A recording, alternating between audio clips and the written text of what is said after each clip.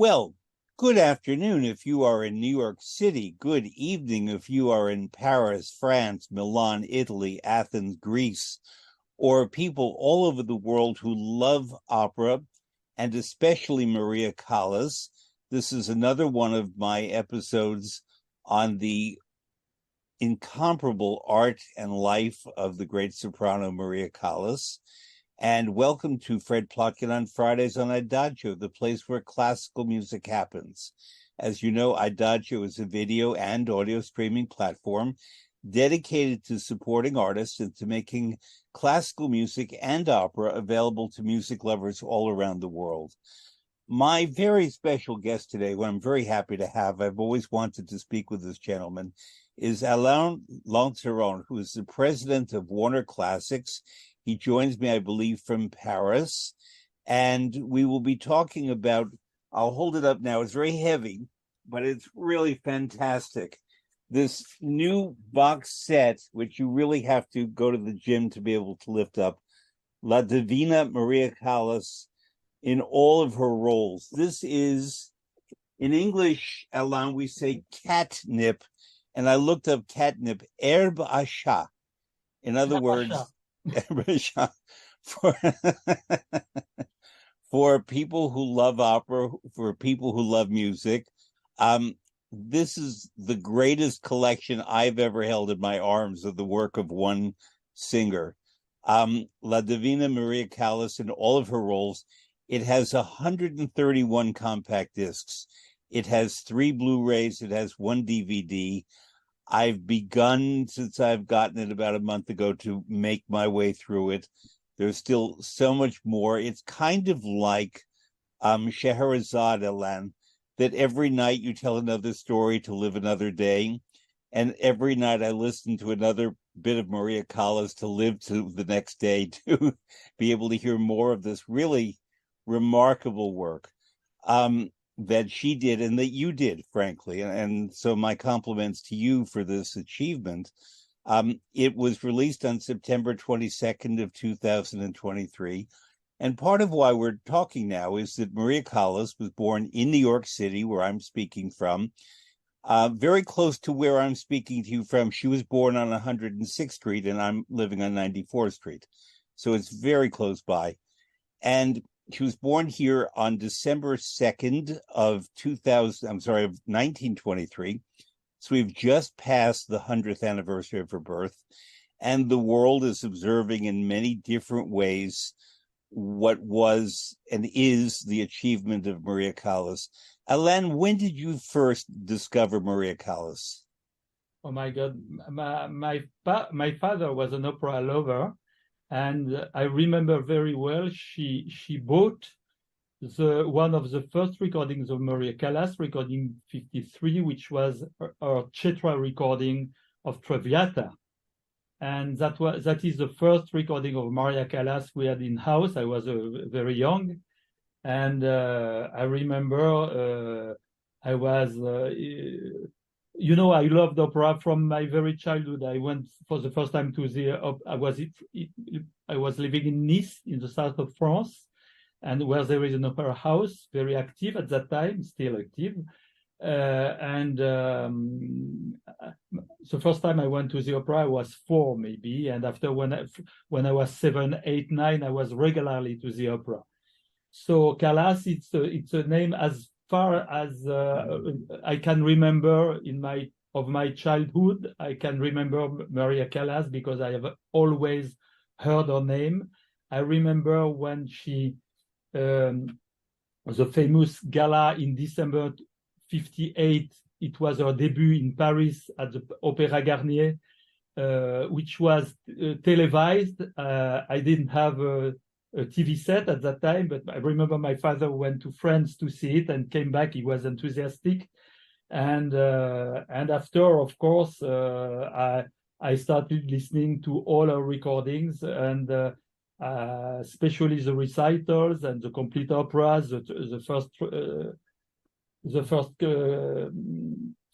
Tosca, and all her recordings. And I remember after when she stopped singing in 65, it it was a shock. And I remember the years after when I was a teenager, and I wanted her to come back. I remember there were a lot of missed opportunities or things she said she would do, and in the end she didn't, because of course after 65, everybody knows that after 65 she didn't have the full control of her voice, and there were days with and days without. And actually the only time I heard Maria Callas on stage, I heard her once.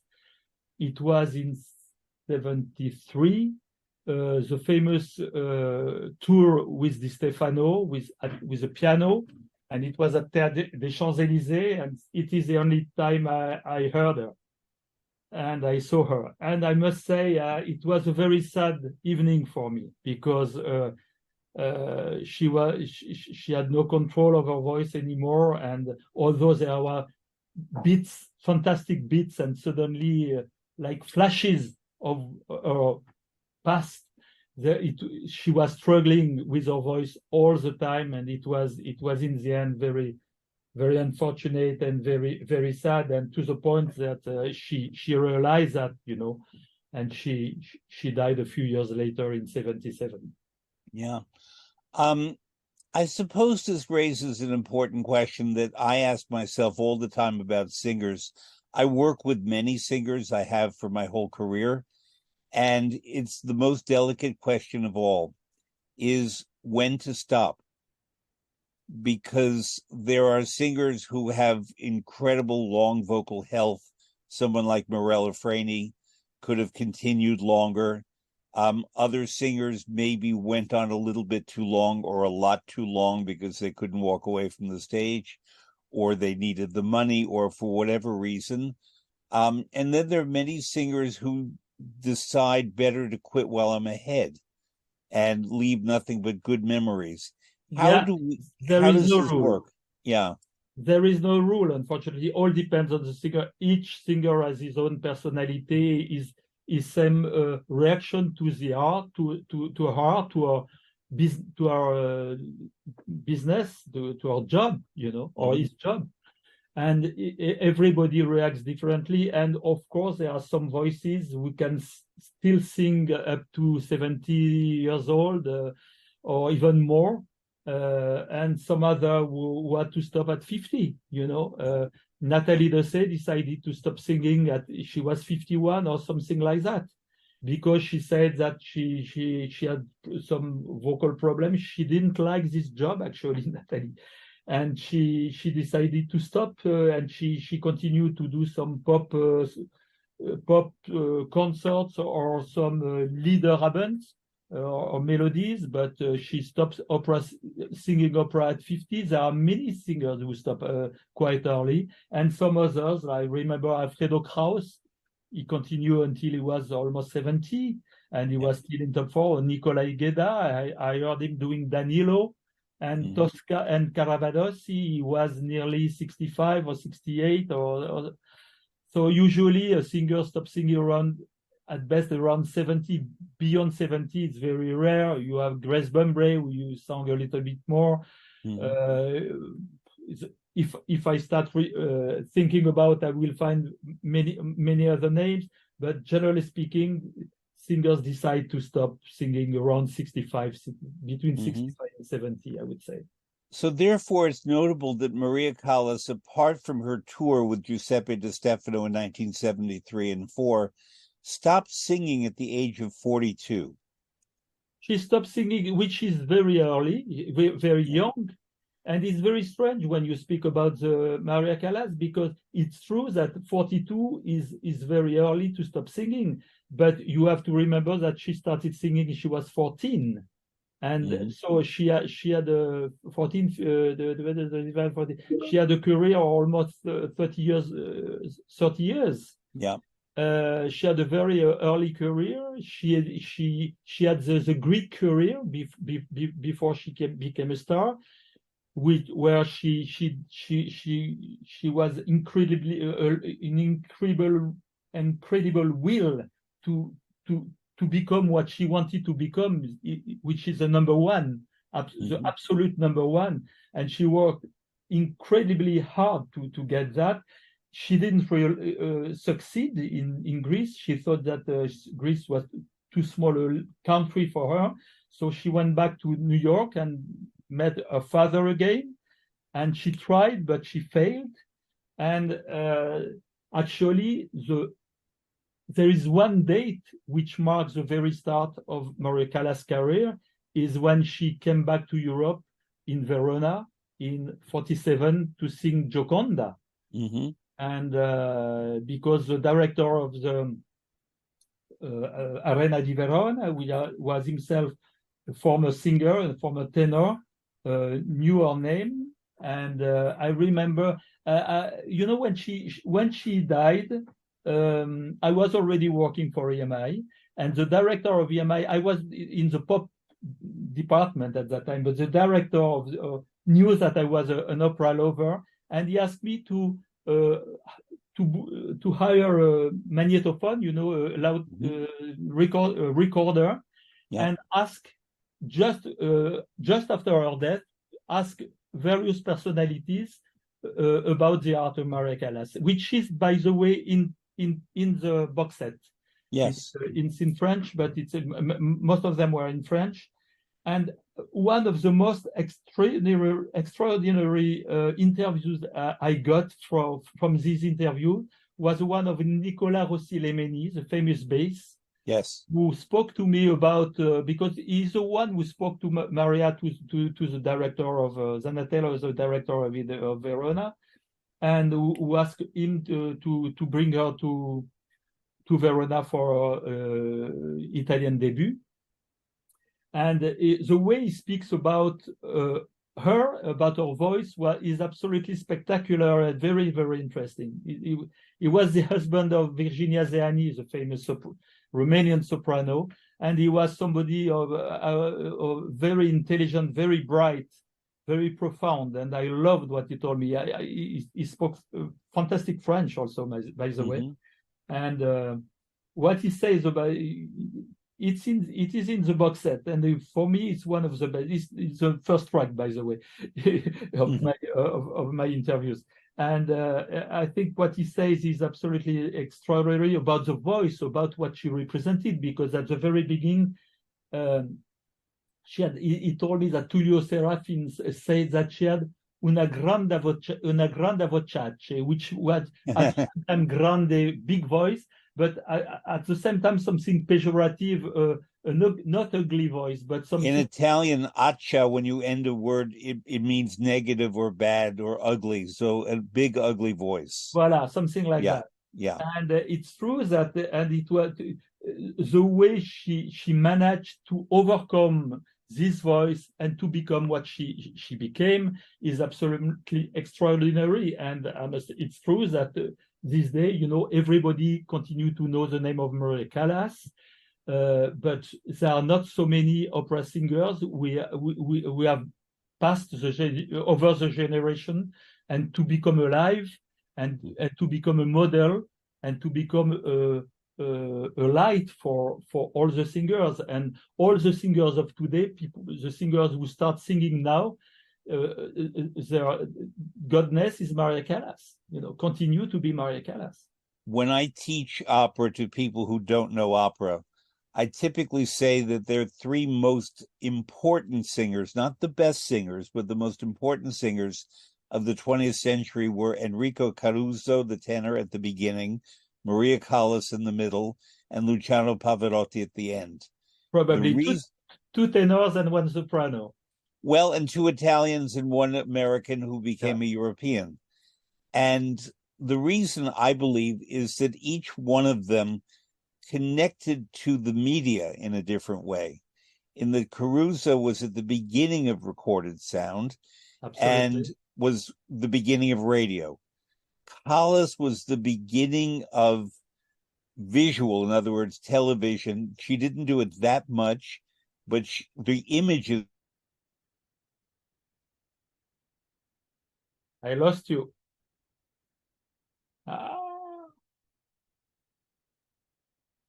Okay, so we're back. I'm going to repeat what I began to say and will be edited. Okay. When I teach opera, I typically say that the three most important singers, not the three best singers, but the most important, were Enrico Caruso at the beginning of the 20th century, Maria Callas in the middle, and Luciano Pavarotti at the end. Two And tenors and a soprano. yes, and two Italians and one American who became a European. And the reason is the way each one of these singers connected to the media of their time. That Caruso at the beginning was at the start of recordings and at the beginning of radio. Callas in the middle of the century was the blossoming of LP and improved technology in terms of recording, but also that her visual image was present in a lot of places. And even if she didn't make that many videos and films, she made some. And Luciano Pavarotti, late in the century, was the person who benefited from television, from satellites, from international and global transmissions of his image and his sound. And all three of them had enormous personalities. But to me, what makes Callas different from the other two is that she was captured in a golden age when audiences were present and understanding and enthusiastic.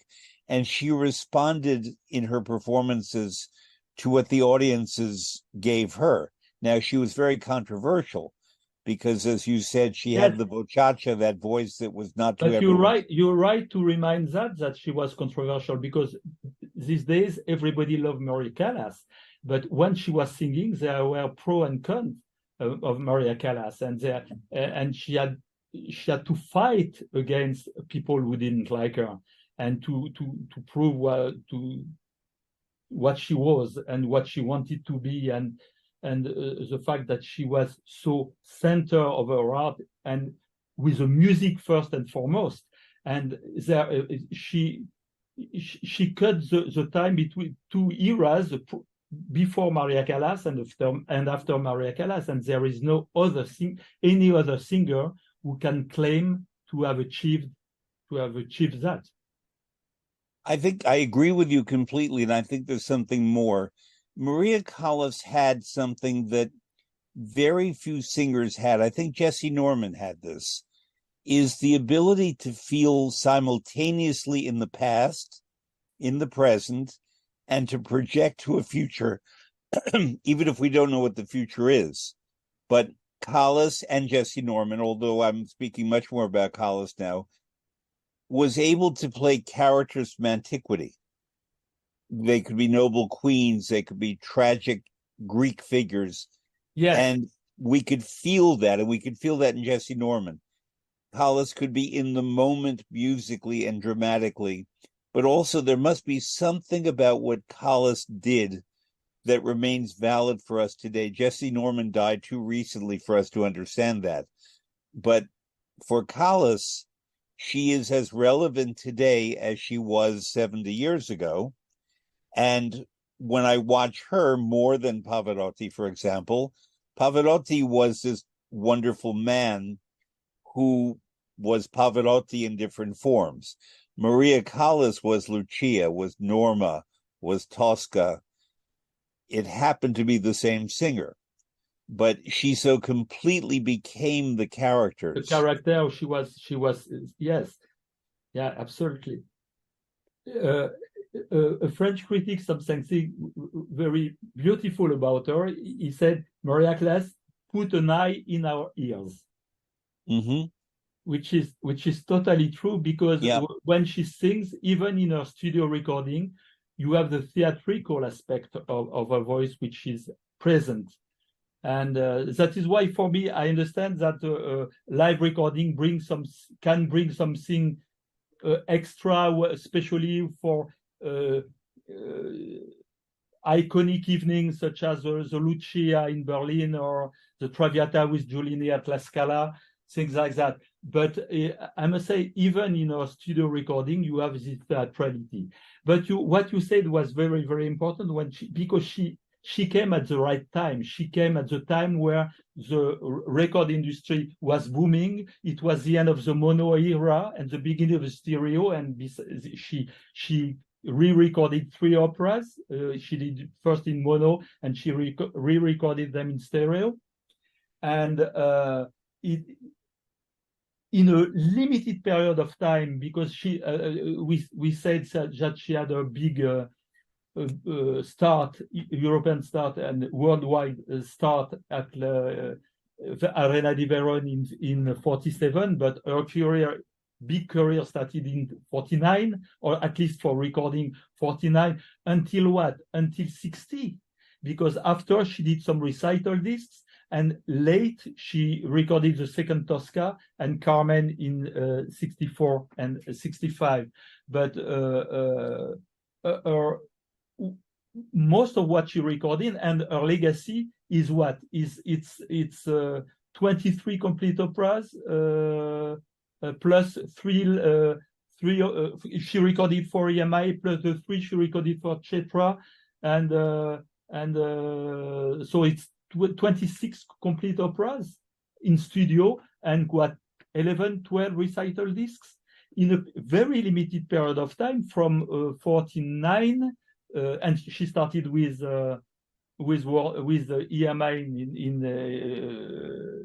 53 until 60. So in 8 years she was recording 2, 3, or even 4, and I think 1 year 5 complete operas in the same season, which seems totally unrealistic these days. So she corresponded to the boom of the recorded industry, of the recorded music, and at the same time, what is incredible to think, and there is, you mentioned Pavarotti. We have a lot of complete operas on video with him. With Callas, we don't have a single complete opera with her. No. We have twice the second act of Tosca, and we have 3 or 4 recitals in Hamburg, in Paris, in London, but very, very few, which is, of course, a terrible handicap, but it's an handicap, but at the same time, it's an incredible plus, because everybody can fancy, with some limited visual legacy, and the visual legacy of that time dates the video, because the way she's her hair, her dresses, it corresponds to a period. But if you concentrate on her singing, which is so modern and which remains so modern and so up to date, there is nothing from the past when you listen to her. It's really from forever, for any generation. You can fancy your own Callas, and imagine. You can what do you say in English? Fantasize. Fantasize, yes, about our own Maria Callas, and you can recreate, imagine your own Maria Callas, and so that means that she will be always from one's time. I think that the absence of visuals increases the mystique. Absolutely. We have to use our imagination. We have to think of her acting in certain roles. I'm going to ask you, Alain, if I may, some questions about the recording business in the 1950s, because you would know a lot more about that than almost anyone. First off, was it typical for an artist such as Callas and maybe a few of the others that after doing a run of performances that they would then go into the studio and record it with the cast together? It was she used to do, because especially she kept between 53 and 58 mainly. Every summer she kept 3 months in the summer to make recording, and she was doing 2 or 3 complete operas in a row with the singer she loved to work with, and mainly Gobi, mainly Di Stefano, but also some others. And it's something which is totally impossible these days, but she did, but she was at this pace I think she was the only one to do that so much, so because Tebaldi or any other singers for the 50s or for the 60s, or Leontine Price after, or any other, or if you mentioned Jessie Norman. Jessie Norman, she didn't do so many complete operas, No. not so many. She did some, and with a larger repertory, by the way, because she could do French, German, Italian, when Callas concentrated most of her interpretation on the Italian repertoire, except the last part of her life where she was living in Paris and she started to sing French operas in French. We're going to get to that a bit later.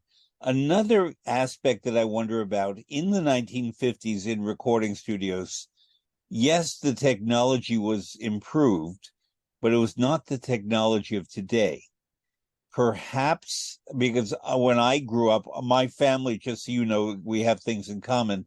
I had a relative who was an artist in repertoire at Columbia Records, so that we knew those artists, Leonard Bernstein, Eugene Ormandy, Andre Watts, people like that.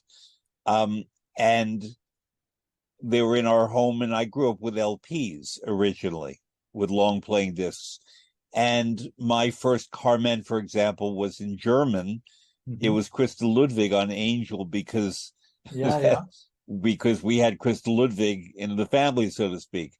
And so for that reason, I got used to what I would call the warm sound of LPs, which is different from the more digital sound. I'm not saying one is better or worse, but they're different. Yeah, and I am not so sensible to that. I remember Schwarzkopf, who said when the CD came, she said, "Oh, I cannot recognize my voice from Maria Callas," which was totally wrong because of course each voice keeps our own personality. But I remember when the CD arrived in the early 80s, a lot of people rejected this configuration, saying that the sound was cold, and it. Not for me. For me, it was a big plus because you could listen to up to 80, almost 80 minutes of music, 75, 74 at that time. Now we can go up to almost 90. But you didn't have to turn your LP in the middle turn it over, an opera. lift the needle.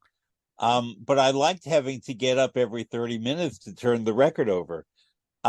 But the thing that I would say about CDs, because I then went and bought many of my LPs on CDs, that the early transfers were not very good.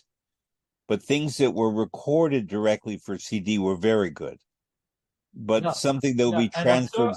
After when for the previous edition we did of Callas some years ago, we worked on the tapes again to improve the sound, and thanks to the new technology, we managed to do that.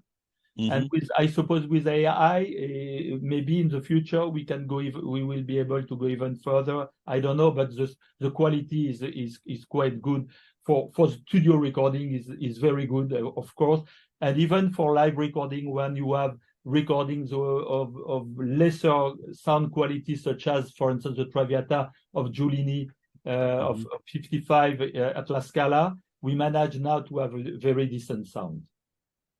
But my question actually is, in the 1950s, if any artist, not just Maria Callas, recorded something and said, I could do that better, or I went flat on the last note, or any number of things that can happen in live singing, did they correct it by re-recording, by doing something with technology, or did they leave it exactly as it was recorded?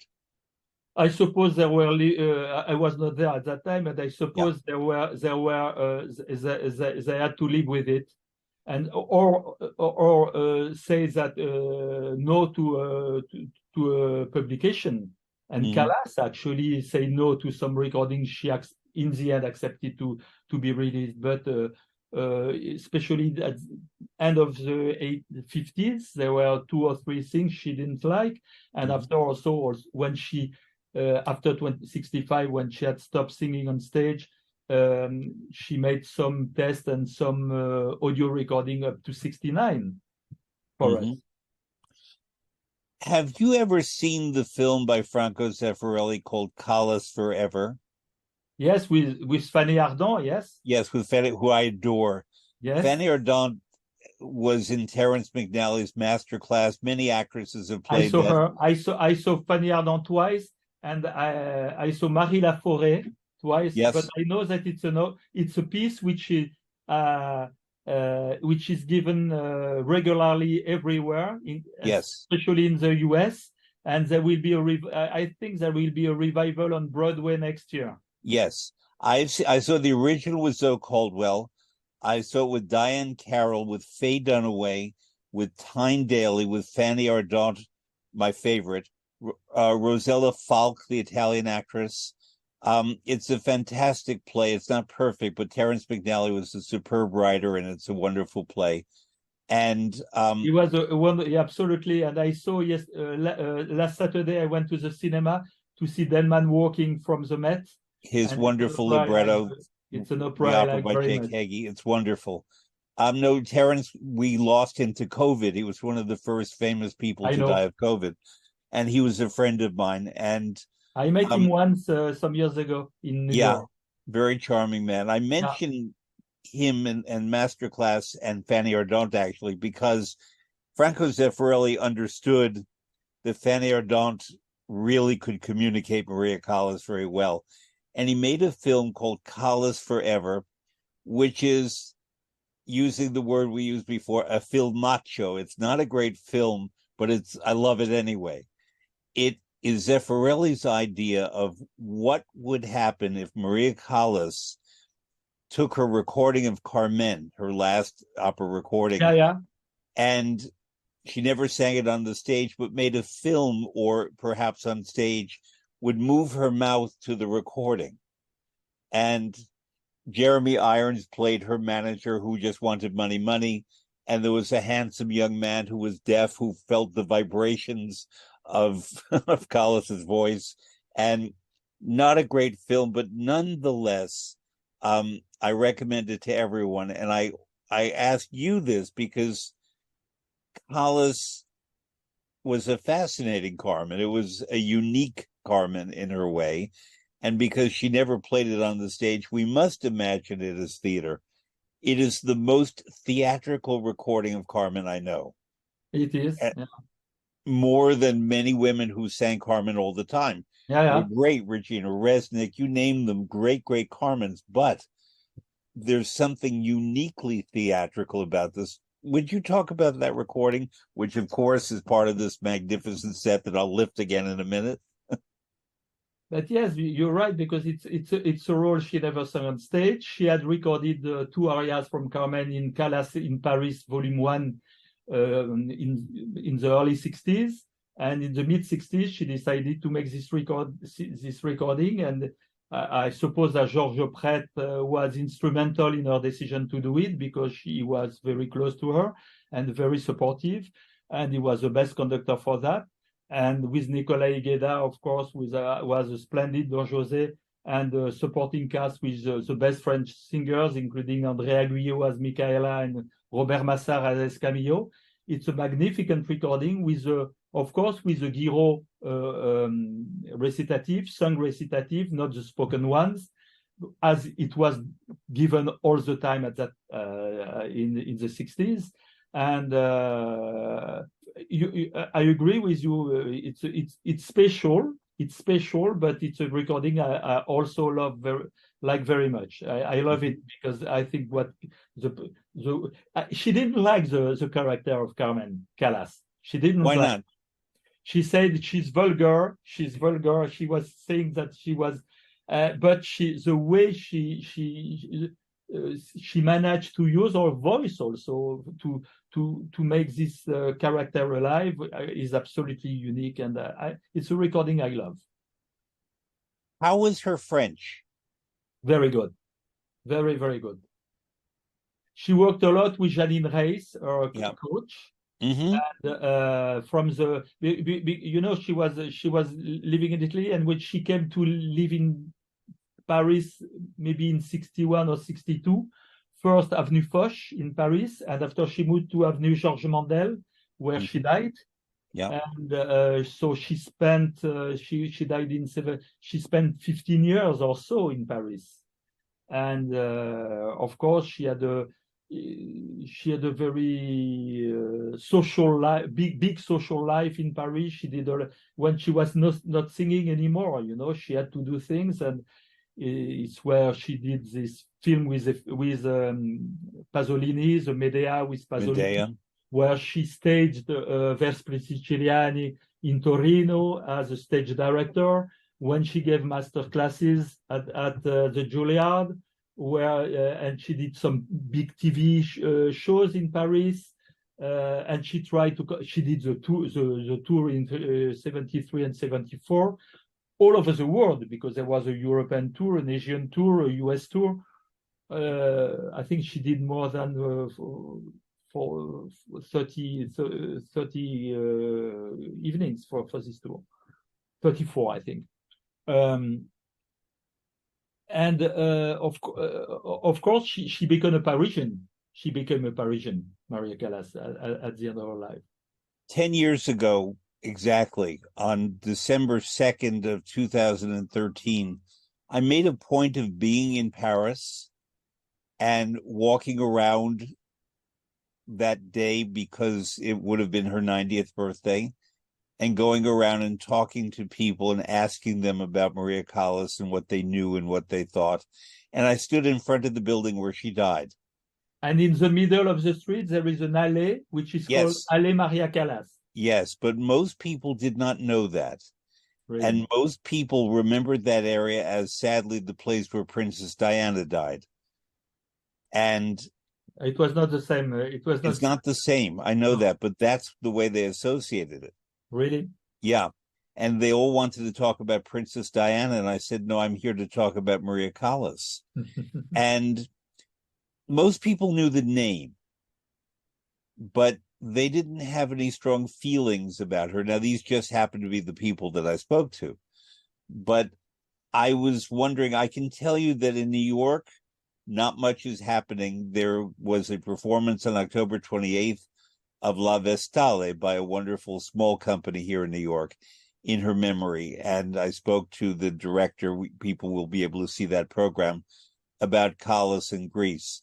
There is some mention here and there. I know that there will be a few things, but not the kind of observance that should be happening in the city where she was born.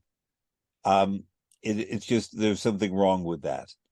But I know that she renounced her American citizenship in 1966 or 67.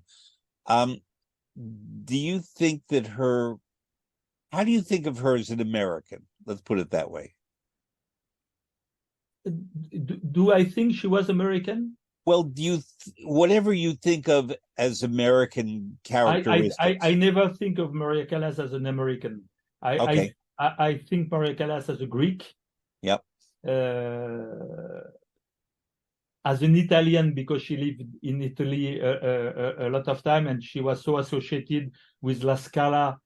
In the box set we are releasing, most of the operas, complete operas, be they studio or live, are from La Scala. At least more than half of them. I want to add, by the way, that in addition to the wonderful box set, there is a wonderful book. Yeah. That is worth its weight as well. It's a fascinating book because it's very complete in its details about her life and her recordings and her achievements and so on. But there is opinion in the book, but not opinion of the kind that attempts to influence. I think it just communicates what the writer considered her genius, rather than describing what was good or not good, which is fine with me. I think somebody said she has spoiled us for all the others. Yes. Now, I happen, maybe because I am a New Yorker. I was born in Manhattan. She was born in Manhattan. Yeah. My father was born basically when she was born. And my father was a musician. My father preferred Tebaldi to Callas. Yeah, but to come back to what you just said, I think she renounced to her American citizenship to be able to divorce, or not to divorce, to marry. To marry, she wanted to marry Onassis. Onassis, yes, and renounce, because if she had kept her American citizenship, she would have to divorce first, which she divorced, but much later. But I mean, I guess what I'm going after is her personality and her work ethic. Because New Yorkers, whatever we can say about us, good or bad, we work very hard. And she was workaholic, that's for sure. And we are workaholics and work maybe too much in New York, but it's considered a virtue. In France, I think you've achieved a better balance of life and work than we have. And Callas was a very hard worker. And Callas had an intensity that, yes, it could be Greek, it could just be her. But I identify with that intensity. I was saying about my father that he preferred Tebaldi. The reason I say this is because Tebaldi was an Italian, but her big career was here. Callas was technically an American, but her big career was in Europe. In Europe, yes. And my father, who was very wise, took me to hear Maria Callas in 1965 in Tosca with Corelli and Tito Gobbi. Not because he liked Callas, he didn't, but because he felt that I should hear Maria Callas. I was 9 years old. So I cannot claim any kind of connoisseurship to be able to tell you was she good or not good. But I did hear her. And what I took away from that evening in Tosca, by the way, was that I liked Tito Gobbi. He was the one who made the impression on me that night. And what came out of that night for me was that I already sensed that opera would be part of my life. I wanted to meet and study with Tito Gobbi, and I did do that based on that night and because I felt that he made such an impression on me. So a lot of what I know personally about Maria Callas, I know from Tito Gobbi. And he spoke to me always about her work ethic, about her way into a role, the way that she would look at the music and the text and treat the text, yes, as drama, but the text supporting the music, not Absolutely. the music supporting and the drama. And he told me also when they were singing Tosca together, the way they were responded to each other, and it varied according to the evenings. You know, like a ping pong match. You know. Yeah. And he says that very, very clearly and very interestingly in this recording of interviews I made after her death. And he is also very, very, very good, Tito Gobbi. What he says about Callas is very, very moving. And it's interesting that he did not necessarily have the most beautiful voice. No. Not at all. Not at all. So my father, like her, he was a stage animal. Yes, and responded in the moment to everything. Absolutely. Tito Gobbi, for people who don't know, magnificent baritone. He died in 1984. He was from Bassano del Grappa. He became a stage director. He was an actor in Italian cinema, in addition to being an opera singer. And he was a wonderful scene partner with Maria Callas, especially in Tosca.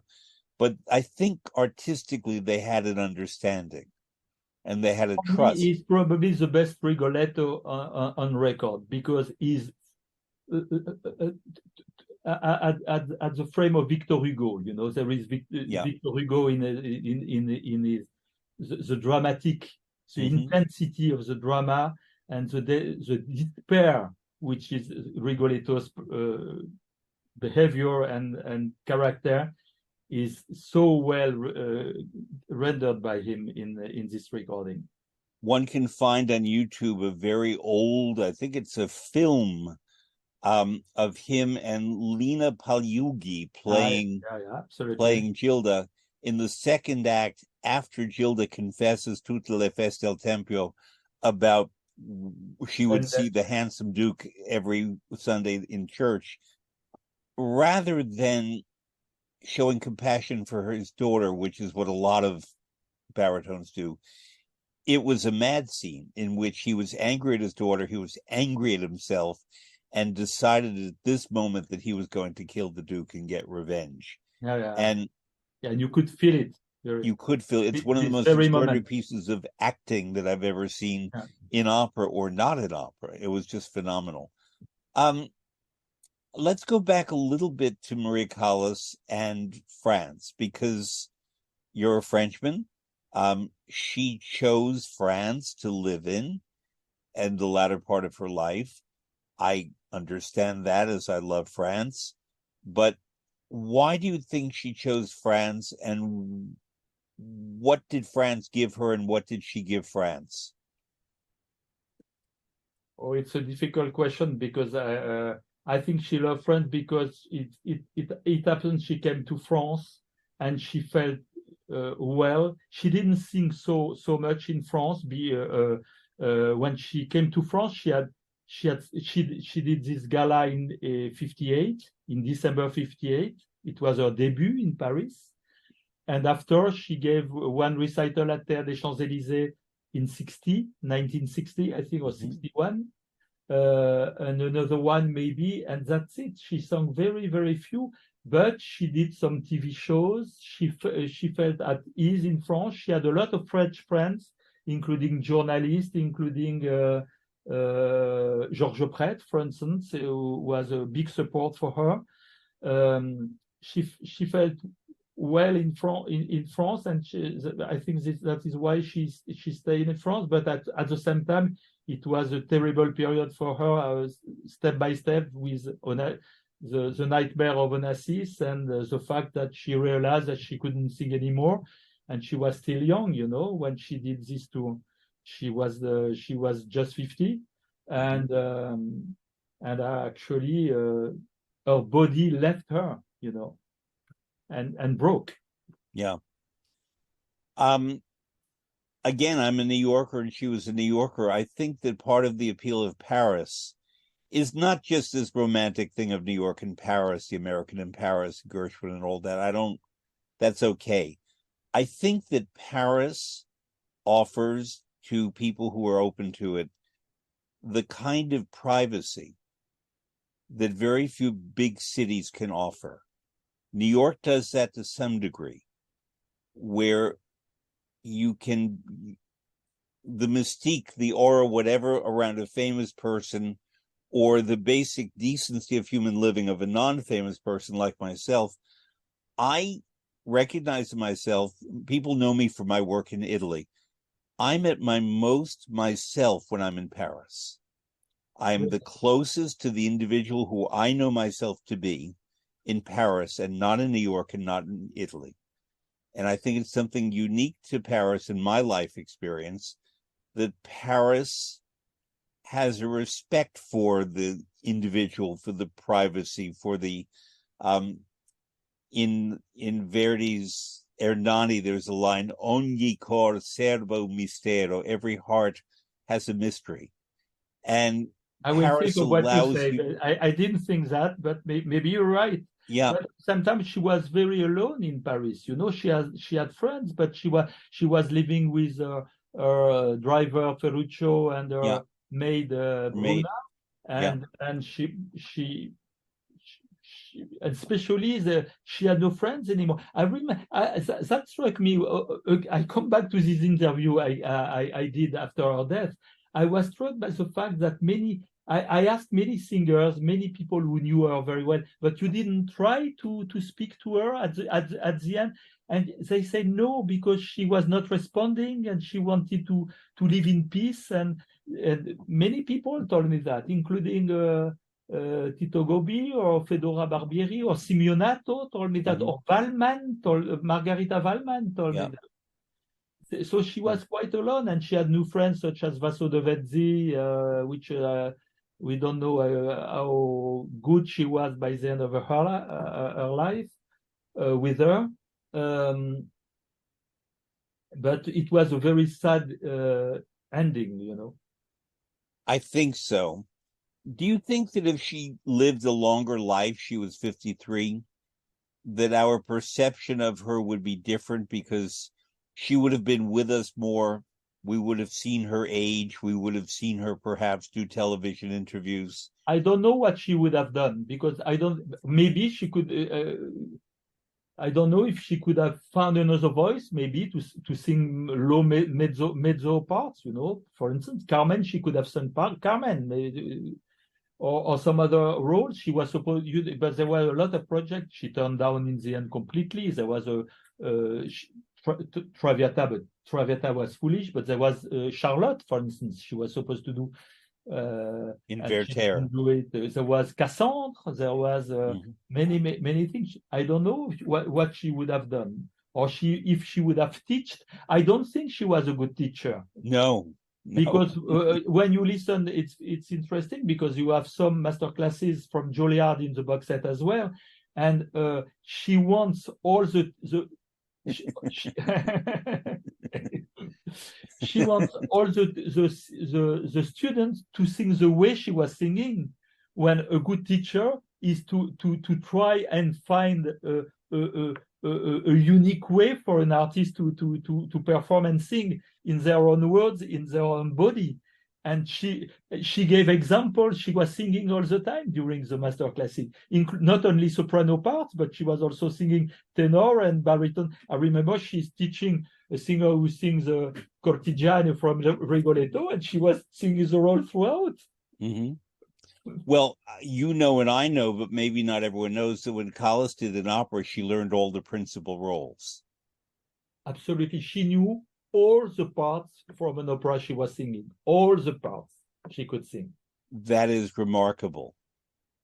And that's again what I mean about this work ethic, this workaholic thing, that many people wouldn't think to do that or wouldn't give the time to do that. I understand why she did that. I don't know what that says about me, but I completely understand why she would learn all the roles in an opera if she was only singing one. I think that's crucial. I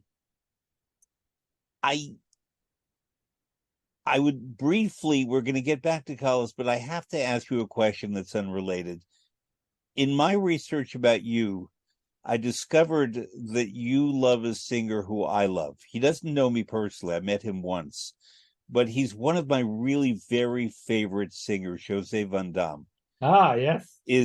I love Jose Van Damme. I just think that is the perfect opera singer for me. Absolutely. And it's probably the singer with whom I have worked the most, because lucky you. Especially when I was director of the French EMI, I had a recording program, and I did a lot of operas, especially with Michel Plasson in Toulouse, for instance, and José was in all my recordings. And the only time I didn't think, because he was not free, when we did Oedipe by UNESCO in Monte Carlo with Lawrence Foster. Originally, I wanted to do it with a very famous American bass, who 3 months before the recording called me and said, who's a friend of mine, that bass. Okay. Who told me I can, somebody I love. Yeah, I do too. Who told me, it's not my music, and it was very honest from him to say that it's not my music. I don't want to do it. And Larry Foster wanted to do it quickly, and he wanted to keep the dates with an obscure Romanian bass baritone who came and auditioned for me with a terrible accent. It was not possible, and I said, Larry, the only thing we have to do is call Jose Van Damme and to see when he's ready. And the first date is he has available, and we will keep these dates. And we postponed the recording by 2 years, and we did it 2 years later. We did it in 91 instead of 8. No, we did it in 89 instead of 87, I think. And it was wonderful. It was wonderful with Jose, and we did many things, because what is remarkable with Jose, he came always extremely prepared. And he gave me, for an opera, he was giving me 3 days, usually 4 days maximum, usually 3 days. And he was doing all his part in 3 days. We were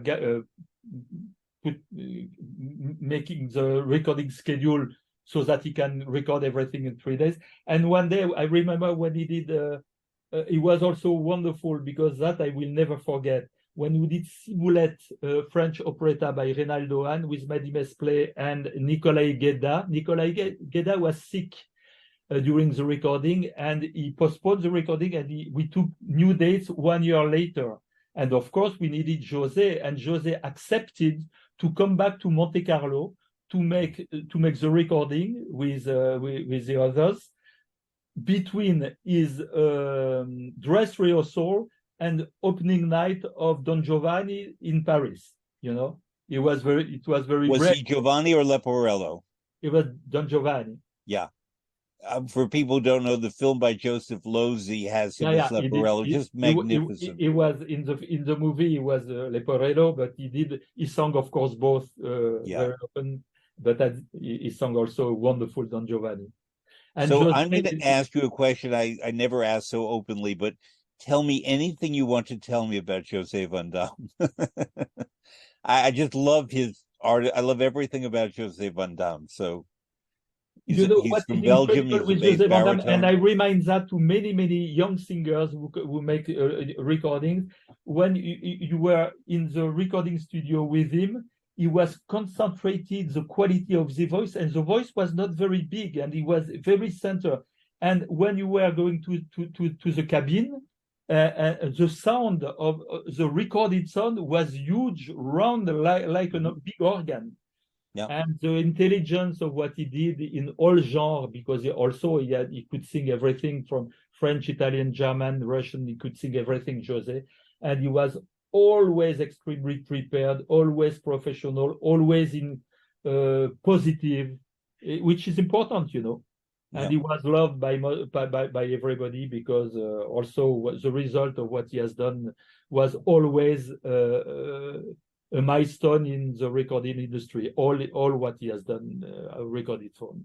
So listeners, if for you me do and not for know, others, because he did a lot for many recording labels. He never was exclusive to a label. Never. Yes. He wanted to keep his freedom, and he did with many labels. But he did a lot for us, and I am so happy with that. I had difficulty coming to understand and love the opera Pelléas et Mélisande of Debussy. It was because of his performances Golo that I came to understand why that opera was great. The one with Karajan. Yes. Also, I will say Frederica von Stade is a brilliant Mélisande, helps too. So the last time I heard him was, I think, his last performance in New York. He did a recital at Alice Tully Hall. He announced ahead of time, and I knew even before, he had a very heavy cold, very heavy, and a cough. Normally, he should have been in bed drinking juice and tea, but he appeared, and he clearly had a cold, and therefore had to rely entirely on artistry in the absence of voice. And likewise, the last time I heard him, maybe in a complete opera, was in Verbier. He did Golo in Pelléas et Mélisande, and it was late in her career, and it was I admired the way he sang things he couldn't sing anymore, and which is, so to speak, the definition of a great artist. Yeah, he really.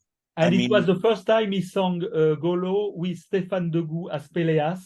And it was wonderful that Stéphane was a young Pelléas at that time, could sing once in his life, a Pelléas with José Van Damme, which was the Golo of his time. People who follow my work know that I speak very openly about the fact that I believe there are many singers, but there are not all that many artists. And we use the word artist about all opera singers, and I love all opera singers, but certain few of them have artistry that's just of a different level. José Van Damme being one, and frankly, Maria Callas being the paragon of that. To conclude our wonderful conversation, and I appreciate the time you've given me,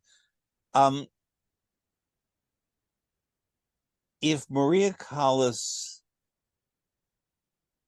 you were to ask Maria Callas what roles she identified with, that she understood, I mean, she was famous for singing Norma, for example, but were there roles that she was closest to in terms of either her musical connection to it or her character? I don't know if she was much of a Tosca as a person. She was a magnificent Tosca. The role she sang the most was by far Norma. She sang more than 90 times Norma. and then was Traviata more than 60 times. So I think, of course, these two roles. But of course, with her life, the role she can be the most associated must be Medea, because her life was also Medea's life, betrayed by a lover, and very unhappy, and alone, and Greek. Yes. I happen to really respond to her Iphigenie en Tauride, which she sang in Italian, to her Alceste, to that music somehow, which we don't, it's not the first thing that comes to mind, but somehow and Medea, of course. And I think that there is something about her being a Greek tragedienne. Yes. And that's what I meant when I was saying before that Callas, in a big way, Jesse Norman in some way, could connect to the distant past and find something about these women of antiquity that not every modern singer can do. Can do, yes. And Callas in more than anyone else. But I think that Norman understood the history, the language. He was a master of languages. The musicology, Norman certainly understood, and therefore, in her own way, completely different from Maria Callas. She was not the actress in any way that Maria Callas was, but this sense of the grandeur of antiquity, that you could picture the marble, the stones, the monuments, and so on. Yeah, but Jessie, she was a monument as well, She was. And in her big years, Jessie, what she brought also something unique to this art, of course. Yeah, of course. I agree. But of course, Maria Callas, she had this private life and this art life, and both the woman and the singer. I'm sorry, I come back again to this, to my interviews. One I love also is the one by Carlo Maria Giulini. And he told me, I remember I interviewed him in his hotel near the Théâtre des Champs-Élysées. It was raining, and you could hear the rain outside, and with his very profound voice and theatrical voice, he was telling me, when she was looking at herself in the mirror at life, was she looking at the singer Maria Callas or at the wife Maria Callas? I love that. It was wonderful. And it's another one of my favorite conductors is Giulini. Yeah, me too. I was fortunate to work with him. The tragedy of Maria Callas is to associate the wife, the lady, and the woman. Sorry, not the wife. The woman and the singer. Yeah, I agree. Giulini to me was a great maestro in the sense of being not only conductor but teacher. When I was very young, I worked with him on a production of Falstaff that taught me so much about what a conductor can do to add to the theater, to the theatricality, and not just the musical elements. Alain Lanceron, this was an honor to be able to speak with you at length. And I'm going to show again La Divina Maria Callas in all of her roles. It's all the recording. The idea behind this recording, this box set, was to put as much music as possible of all what Callas has sung in studio or in public. And as I said, I'm only working my way through it. I've listened to probably 30 discs thus far. Enjoy the ride. It's Erbashat, it's catnip for someone who loves music. One final question. For someone who does not know opera, no music, and I were to give them this box, which disc would you have them go to first? My favorite recording of Maria Callas is a recital disc, lyric and coloratura arias, where she sings both Lacme and Adriana Lecouvreur. And in this recording, my favorite aria is Bolero of Vespri Siciliani, which I find absolutely unique. The velocity with the vocalize, the atmosphere which is in this area, for me, is absolutely unique, amongst, of course, many others. Yeah. Alain, I hope to meet you in person sometime when you come to New York. I'm With great here. pleasure. À la prochaine fois à Paris. À la Merci prochaine. beaucoup. Merci à vous. Goodbye. Bye bye.